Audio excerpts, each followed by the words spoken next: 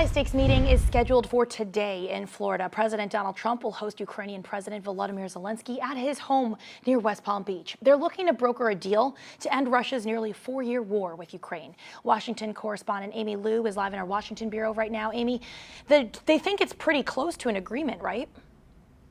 Yeah, very close to one, Nikita. In fact, we know that President Zelensky says that there is this 20-point peace plan that's about 90% ready. He and President Donald Trump are looking to close out that deal by tackling things like economy, as well as security and territorial issues. Now, meanwhile, the violence on the ground only appears to be escalating as Russia shows little to no interest in making concessions, launching another barrage of bombs overnight. Zelensky sat down with European and Canadian leaders yesterday who vowed to continue to support Ukraine, including another nearly $2 billion loan from Canada's Prime Minister.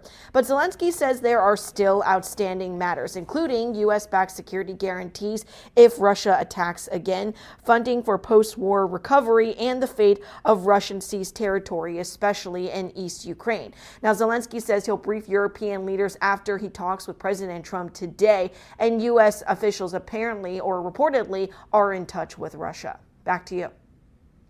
Thank you. And on the other side, what is Russia demanding to stop this war?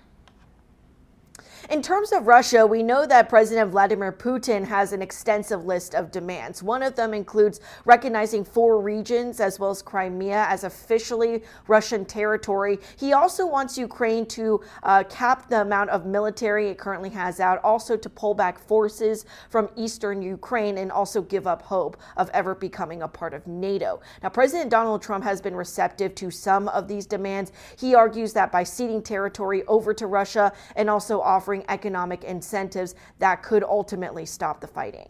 Back to you.